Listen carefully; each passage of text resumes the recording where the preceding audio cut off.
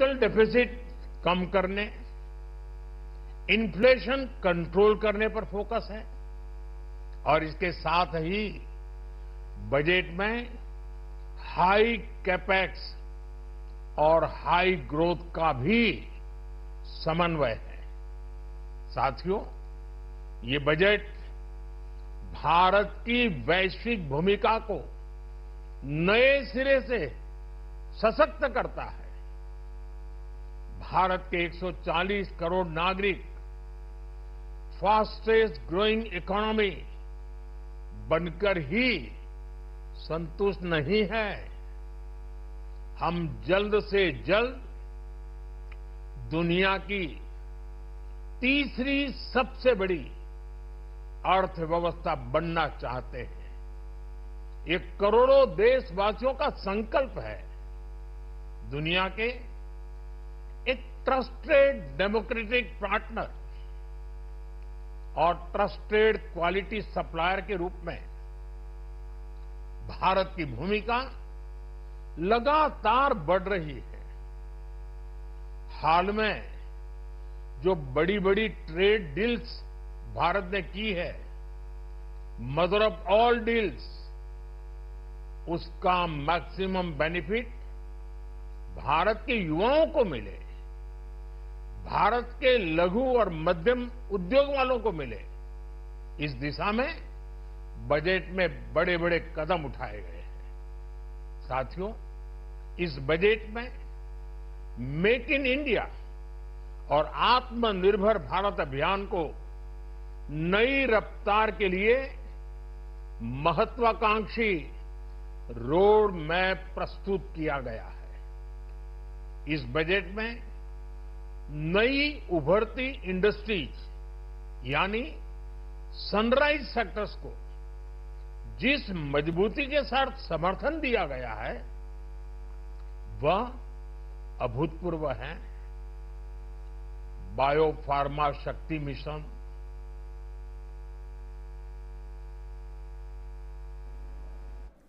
तो प्रधानमंत्री नरेंद्र मोदी को आप यहां पर सुन रहे थे, जिन्होंने सीधे तौर पर कहा कि ये जो बजट है ये आम जनमानस की आकांक्षाओं को पूरा करता है। ये पूरा बजट और न सिर्फ आम जनमानस की आकांक्षाओं को पूरा करता है बल्कि इसके साथ ही ये बजट जनता के लिए कई तरह की सौगातें, कई तरह के तोहफे भी लेकर आया है।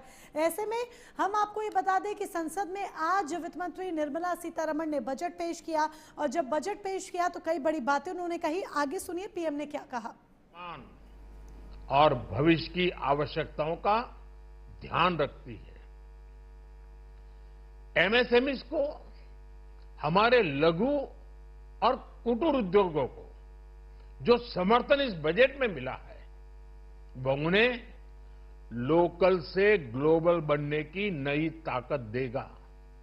साथियों, बजट में इंफ्रास्ट्रक्चर को मजबूत करने के लिए कई बड़े कदम उठाए गए हैं। डेडिकेटेड फ्रेट कॉरिडोर, देश भर में वाटरवेज का विस्तार, high speed rail corridor, tier 2 और टियर 3 शहरों के विकास पर विशेष ध्यान और शहरों को मजबूत आर्थिक आधार देने के लिए म्युनिसिपल बॉन्ड्स को बढ़ावा।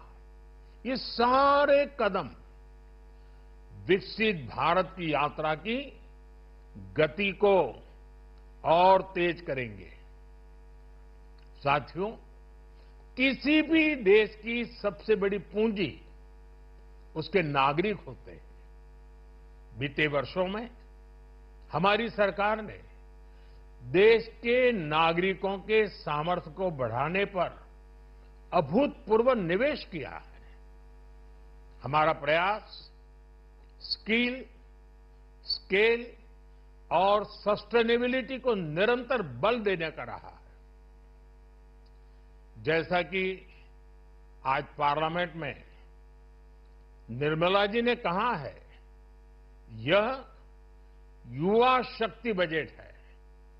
उसमें युवा की सोच भी है, युवा के सपने भी हैं, युवा का संकल्प भी है और साथ साथ युवा की गति भी है।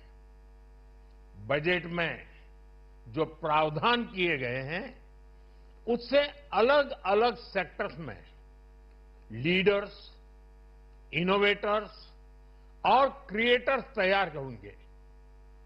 मेडिकल हब्स के निर्माण से, एलाइड हेल्थ प्रोफेशनल्स के माध्यम से, ऑरेंज इकोनॉमी यानी ऑडियो विजुअल गेमिंग को बढ़ावा देकर, पर्यटन को प्रोत्साहन देकर और खेलो इंडिया मिशन के माध्यम से युवाओं के लिए नए अवसरों के द्वार खुलेंगे। भारत को दुनिया का डेटा सेंटर हब बनाने के लिए टैक्स में बड़ी छूट की घोषणा भी की गई है। मैं भारत के युवाओं को विशेष तौर पर इस बजट की बहुत बहुत बधाई देता हूं, क्योंकि इससे एम्प्लॉयमेंट जनरेशन को बड़ा बूस्ट मिलेगा। मुझे बहुत खुशी है कि इस बजट में टूरिज्म और विशेषकर नॉर्थ ईस्ट में टूरिज्म को बढ़ावा देने के लिए भी ठोस कदम उठाए गए हैं। भारत के अलग अलग राज्यों को ताकतवर बनाकर संतुलित विकास की नींव भी इस बजट में मजबूत की गई है। साथियों, हमारे देश में 10 करोड़ से ज्यादा महिलाएं सेल्फ हेल्प ग्रुप से जुड़ी हैं और बड़ा सफल अभियान रहा है। महिलाओं द्वारा निर्मित, महिलाओं द्वारा संचालित सेल्फ हेल्प ग्रुप्स का आधुनिक इकोसिस्टम बने, बजट में इसे प्राथमिकता दी गई है। कोशिश यही है कि हर घर लक्ष्मी जी पधारे। हर जिले में छात्राओं के लिए नए हॉस्टल बनाने का अभियान भी शिक्षा को सुलभ बनाएगा।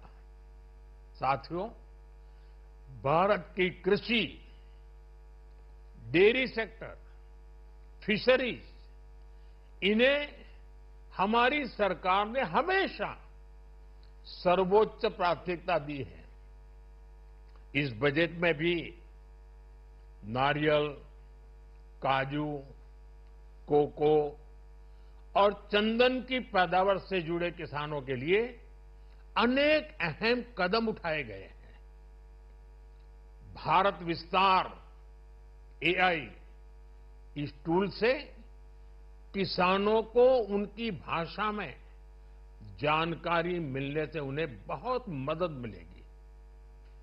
फिशरीज और पशुपालन में उद्यमिता, उसको बढ़ावा देने से गांव में ही रोजगार और स्वरोजगार के और ज्यादा अवसर बनेंगे। साथियों, ये बजट एम्बिशियस भी है और ये बजट देश की एस्पिरेशन को भी एड्रेस करता है। मैं एक बार फिर निर्मला जी और उनकी पूरी टीम को इस फ्यूचरिस्टिक बजट के लिए, संवेदनशील बजट के लिए, गांव, गरीब, किसान का कल्याण करने वाले बजट के लिए बहुत बहुत बधाई देता हूं। बहुत बहुत धन्यवाद। तो बजट हमारा विजन